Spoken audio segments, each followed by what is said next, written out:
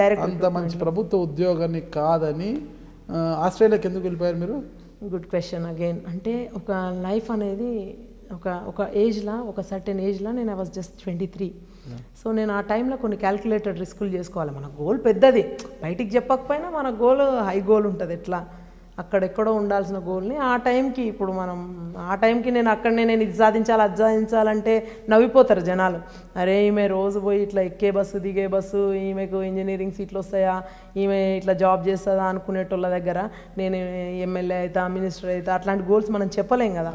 వ్యాపారవేత్తనైతా. చిన్న అనుమానం ఉంది. మీరు జస్ట్ ఐఎమ్ 23 అన్నారు మీరు, అంటే ఆ రోజుకి 23 సంవత్సరాలు నాకు అన్నారు కదా. 10th తర్వాత డిప్లొమా చేశారు. ఓకే, 10th అయిపోయింది, మన 15 years అయిపోతుంది, మన 10th అయిపోతుంది, 18 yearsకి డిప్లొమా అయిపోతుంది. మీరు మళ్ళీ ఏం చేశారు? బీటెక్ చేశారు. 22 yearsకి ఇంజనీరింగ్ అయిపోయింది. 23లో పెళ్ళి అయిపోయింది. 23లో పెళ్ళి అయిపోయింది. 2002లో పెళ్ళి అయింది, అంటే 22. మీకు ఇంజనీరింగ్ అయిపోయిన వెంటనే జాబ్ వచ్చిందా? నాకు ఇంజనీరింగ్ కాకముందే జాబ్ వచ్చింది. డిప్లొమాలోనే, అది state wide entrance test, diploma base మీదనే జాబ్ వచ్చింది. జాబ్ చేస్తూ ఇంజనీరింగ్ చేసిన నేను. ఈవినింగ్ కాలేజ్ 4 years ఉంటుంది ఇంజనీరింగ్. జాబ్ చేస్తూ, అంటే దాన్ని రిజైన్ చేసి ఇక్కడ చేయలేదు, సైమల్టేనియస్ రెండు. అదే నేను అంటున్నా, అంత కష్టం. మీరు అంటే బీటెక్ అయిపోయిన తర్వాత మ్యారేజ్ చేసుకున్నారు? ఫైనల్ ఇయర్లో ఉండగా పెళ్ళయింది. ఫైనల్ ఇయర్ ఉండగానే పెళ్ళయింది. పెళ్ళి కాగానే 1 yearకి బాబు పుట్టిండు. బాబు పుట్టగానే ఇంకా ఆలోచించడం అనమాట. అంటే వాట్స్ బెటర్మెంట్ కోసం ఆల్రెడీ స్ట్రగుల్ ఉండాలి, ప్లస్ ఆ ఏజ్లో కొన్ని క్యాల్కులేటెడ్ రిస్క్స్ అనేవి ఆ ఏజ్లోనే చేయాలి. నేను 35 ఏళ్ళలో 30 ఏళ్ళలో పోయి మళ్ళీ నేను కెరీర్ స్టార్ట్ చేయలేను. ఆ ఏజ్లో పోతే ఎస్ మనం మళ్ళీ బెటర్మెంట్ కోసం నేను మాస్టర్స్ చేయొచ్చు. 25-26లో మాస్టర్స్ అయిపోతుంది. ఇంకా మంచి జాబ్ చేయొచ్చు అక్కడ. Why should I limit? నేను సంపాదించేది ఇక్కడ నాకు ఆ టైంలో బేసిక్ అంత 6,000-7,000 ఉండేది. సో దాంట్లో ఒక సొంత ఇంటి కళ అనేది ఉంటుంది. మిడిల్ క్లాస్ అమ్మాయిలు ఎట్లా ఆలోచిస్తారు, నేను ఎట్లా ఆలోచించేది అనేది అక్కడే డిఫరెన్స్ తెలిసిపోతుంది. ఒక లైఫ్ లాంగ్ కష్టపడితే ఒక ఇల్లు కట్టుకోవచ్చు, ఒక కారు కొనుక్కోవచ్చు, అట్లా ఆలోచిస్తారు అందరూ. సో మంచిగా ఉన్నప్పుడు ఎందుకు రిస్క్లకు? Why would you go? ఇల్లులు కట్టుకోవాలి, కార్లు కొనాలి, ఇల్లులు కట్టాలి అంటే బయటికి పోవాలి. నాలాగా అందరికి ఇల్లులు కట్టియాలి అనుకున్నప్పుడు బయటికి పోవాలి. అలా వెళ్తారు ఎవరైనా? అందరికి ఇల్లులు కట్టించాలి నేను వెళ్ళి అనేది ఎవరు అనుకుంటారా? అట్లా అని కాదు. ఇప్పుడు మనం ఒకటే కాదు, ఎన్వైర్న్మెంట్ అంటే మనం సంఘజీవులం, మనం మనుషులం కదా. ఇప్పుడు మనం చెట్లమో పశువులమో పక్షులమో కాదు, మనం మనుషులము. అంటే నేను హ్యాపీనెస్ అనేది నాతోనే ఉంటుంది అని నేను అనుకోను. మన చుట్టూ ఉన్న వాళ్ళు కూడా హ్యాపీగా ఉన్నప్పుడు, ఎన్వైర్న్మెంట్ హ్యాపీగా ఉన్నప్పుడు ఆ ఇంపాక్ట్ మన పైన ఉంటుంది. ఇంకా డబుల్ హ్యాపీనెస్ ఉంటుంది. అరే అట్లెందుకు, వాళ్ళు అట్లెందుకు, మనం ఇట్లా.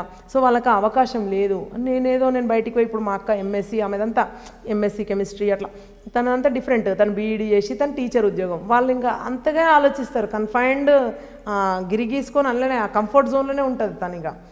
తను అందులోనే ఎంతసేపు టీచర్ నుంచి లెక్చరర్ అవుదామా, ప్రమోషన్ తెచ్చుకుందామా, తను అట్లనే ఉంటుంది. ఫ్యామిలీ అట్లా ఉంటుంది. తమ్ముడు ఉండి తను బిజినెస్ మైండ్, డిగ్రీ తర్వాత చదువు ఆపేసిండు. ఇంకా నేను ఎక్సెల్ కావాలంటే నేను ఉన్న దాంట్లో మా ముగ్గురిలో నేను అనుకున్నది, మా అమ్మగారిని కోరికలు కానీ ఏమన్నా, మా హస్బెండ్ ఇటు సైడ్ ఏమైనా నెరవేర్చాలంటే, అత్తగారి కానీ ఇవన్నీ నెరవేర్చాలంటే, కుటుంబ సభ్యుల సంతోషము, వారిని బాగా ఫ్యామిలీ మొత్తం. ఇప్పుడు మా మామగారికి 6 చెల్లెళ్ళు, అటు సైడ్ చూసుకుంటే 2 తమ్ముళ్ళు, మా అత్తగారికి 3 తమ్ముళ్ళు, 2 చెల్లెళ్ళు, మా అమ్మ వాళ్ళని చూసుకుంటే ఒక అక్క, ఒక ఇట్లా, మా నాన్నని చూసుకుంటే 4 చెల్లెళ్ళు, అట్లా ఒక అన్న, అందరు ఉన్నారు. అంటే మనం ఫ్యామిలీలో ఒక్కరం పోతే నిజంగా కూడా అంటే వాళ్ళకున్నంతలో వాళ్ళు ఉన్నారు. అంటే మీరు అక్షయ పాత్రలా మారిపోవాలనుకున్నారు.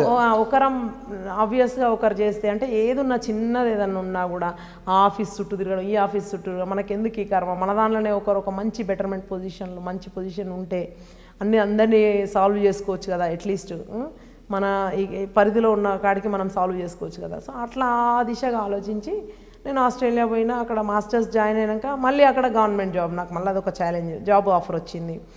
నేను అనుకున్న ఆస్ట్రేలియాలో గవర్నమెంట్ జాబ్ వచ్చింది. సో నేను మాస్టర్స్ ఆపేసిన. ఇంకా నాకు అక్కడ చూసుకుంటే డాలర్స్ లాగా 100K శాలరీతోని నేను లైక్ అది చూస్ చేసుకుంటే I'll be top in Australian కమ్యూనిటీలో ఉన్న ఆడవాళ్ళలో నేను హైలీ పెయిడ్ ట్యాక్స్ ఉమెన్ అవుతా అక్కడ కూడా మళ్ళీ. సో చలో take this opportunity, will see, మంచిగా ఉన్నది జాబ్, కంటిన్యూ చేద్దాం. మాస్టర్స్ అనేది మళ్ళీ ఎట్లా పార్ట్ టైం అన్నా చదువుకోవచ్చు, ఎట్లనైనా చదువుకోవచ్చు. చదువు అనేది ఇక్కడికి వచ్చినా ఎప్పుడైనా నేను ఐ క్యాన్ డూ ఆటోమేషన్లో అన్లో కంటిన్యూ చేసుకోవాలంటే చదువుకోవచ్చు ఎట్లా.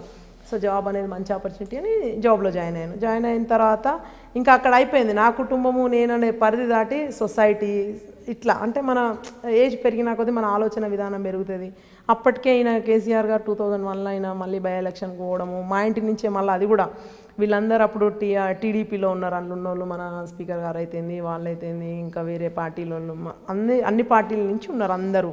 సో వాళ్ళందరూ ముందుకు వెళ్ళాలి, టీఆర్ఎస్తో కలిసి పనిచేయాలన్నప్పుడు వీళ్ళకి ఒక రిమోట్ ఏరియా కావాలి, మీడియాలో పడొద్దు, పక్క పార్టీలో నుండి పనిచేస్తే మీ మీడియా ఊకుంటుందో ఊకోదుగా దుమ్మెత్తిపోస్తారు. మాదొక చిన్న పల్లెటూరు, మా చిన్న ఇల్లు, మా ఇంట్లో షెల్టరు వాళ్ళకి. తెలంగాణ అగైన్ మళ్ళీ మా నాన్న కూడా ఏం హెజిటేట్ అవ్వలేదు, సరే పార్టీ పెడుతున్నారు మంచిగా వీళ్ళు క్యాంపెయిన్కి వచ్చిండ్రు, నా బాధ్యత వీళ్ళందరినీ కాపాడుకుందాము. రోజుకు ఒక 5 అంబాసిడర్ కార్లు ఇంటి ముందట ఉండేది, మాకున్నంతలో కూడా మేము అన్నం పెట్టలేకపోతే మొక్కజొన్న చేనులో మొక్కజొన్న కంకులు తెచ్చి కాల్చి ఇచ్చేది. అవన్నీ చూస్తూ పెరిగినాం అనమాట నేను ఆ టైంలో 2001లో కూడా. అంటే పోరాటం మళ్ళీ అది కూడా అంటే మంచి కోసమే కదా మా నాన్న చేస్తున్నాడు. సో స్వతహాగా పరోపకారం ఇదం శరీరం అన్నట్టుగా మొదటి నుంచి అదే సామెత, సింపుల్.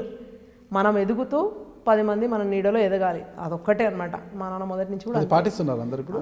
అంటే అందరి గురించి మనకు అనవసరం, అంటే నేను ఐడియల్గా ఉండాలనుకున్నా కదా, ఐడియల్గా ఉండాలనుకున్న వాళ్ళు మనం ఎవరికైనా ఏదైనా చెప్పేటప్పుడు మనం చేసి చూపిస్తే ఆచరణ ఇది సాధ్యమే, ఇట్లా కూడా ఉండగలుగుతాం మనం అనేది ఒక ఎగ్జాంపుల్. మీరు ఆస్ట్రేలియాకి వెళ్ళిన తర్వాత మీ హస్బెండ్ కూడా వచ్చారు ఆస్ట్రేలియా? ఇద్దరం కలిసే వెళ్ళినాం. అబ్బో ఏనాడు కూడా పాపం మా ఆయన నన్ను వదిలిపెట్టి ఉండలేదు, నేను ఆయన వదిలిపెట్టి ఉండలేదు. ఇప్పుడే కొంచెం ఇబ్బందిగా ఉంది, నేను సిద్దిపేటలో ఉంటున్నా, కంప్లీట్గా అక్కడే ఉంటున్నా. తనే పాపం నిన్న వీకెండ్ తను అక్కడికి వచ్చిండ్రు అంతే, ఇంకా తప్పదు కదా ఒక ప్రజా జీవితం.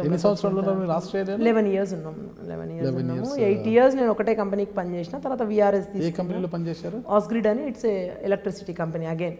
సో డిప్లొమా ఇన్ ఆటోమొబైల్, మళ్ళీ ఇంజనీరింగ్ మెకానికల్ చదివింది ఐటీ, మళ్ళీ పోయి ఎలక్ట్రికల్ కంపెనీ. మళ్ళీ ఇండియాకి వచ్చినాక మళ్ళీ నేను సివిల్ సైడ్ వచ్చిన, కన్స్ట్రక్షన్ ఫర్మ్ అది పెట్టుకొని ఇటు వచ్చిన. సో అక్కడ ఉన్నప్పుడే ఇంకా ఉద్యమం ఇక్కడ ఉధృతం అవుతూ ఉంది. సో మనసంతిటే ఏం చేయాలి, ఉండాలా పోవాలి. మా హస్బెండ్ కూడా సింగిల్, వాళ్ళకి ఒకటే బాయ్ అనమాట, మేల్ బాయ్. సో హస్బెండ్ వస్తే ఇట్లా అత్త మామలను చూసుకోవచ్చు, అమ్మ నాన్నని చూసుకోవచ్చు, మళ్ళీ ఫ్యామిలీతో ఉండొచ్చు. మనం అనుకున్నది అయితే గోల్ రీచ్ అయినాం, సరే ఆస్ట్రేలియా పోవాలి, మంచిగా సంపాదించుకోవాలి, ఇల్లులు కార్లు బంగ్లా అన్నీ అయిపోయినాయి.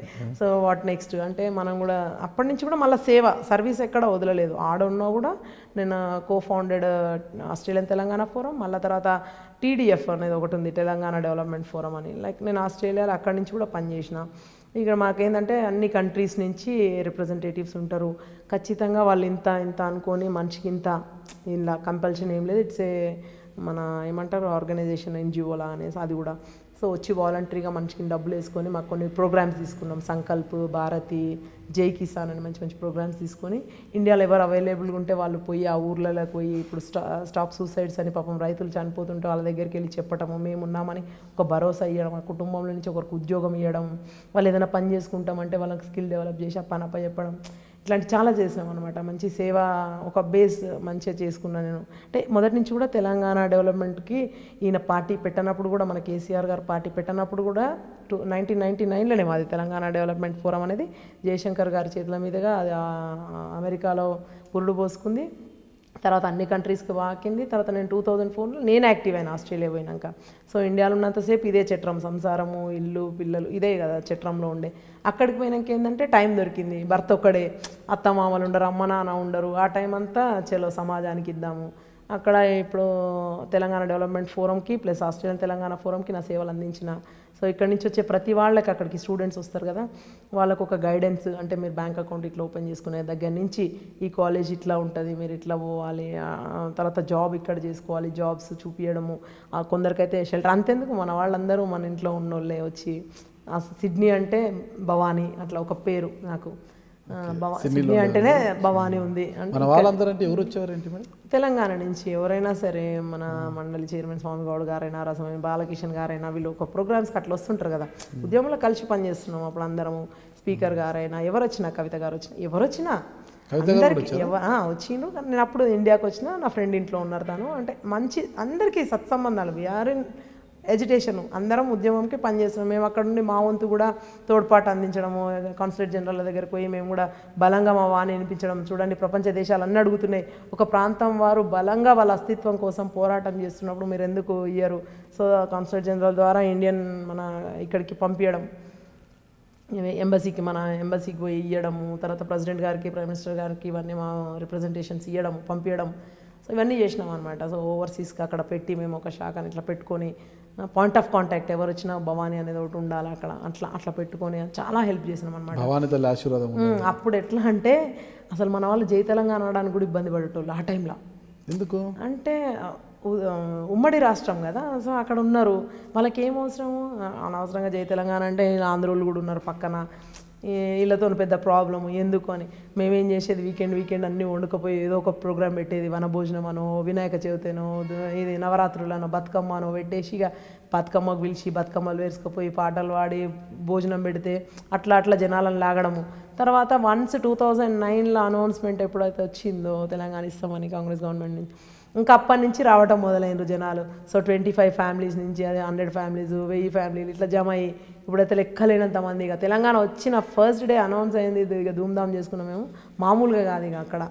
సో అంటే అంతవరదాకా అటా ఇటా ఉన్నోళ్ళు కూడా చలో వచ్చేసింది ఇటు రావటం, అట్లా బలంగా మాత్రం ఉద్యమాన్ని మంచిగా అక్కడ నుండి కూడా మేము తీసుకెళ్ళగలిగినాం అందరి దగ్గరికి. మీరు చూస్తున్నారు ఐ డ్రీమ్ న్యూస్ని. మీరు చూస్తున్నది ఐ డ్రీమ్ న్యూస్. అంటే కళలని నిజం చేస్తూ ప్రజలకి నిజాలని కళల ద్వారా తీసుకొచ్చే ఐ డ్రీమ్కి మై బెస్ట్ విషెస్. మీరు చూస్తున్నది ఐ డ్రీమ్ న్యూస్. మీరు చూస్తున్నారు I dream channel. For more videos please subscribe I dream. మరిన్ని వీడియోల కోసం ఐ డ్రీమ్ని సబ్స్క్రైబ్ చేయండి. Please subscribe I dream. And I'm very much satisfied with the way interview went on. Kindly subscribe to I Dream. For more videos, subscribe to I Dream. And loads of fun entertainment and content. Do watch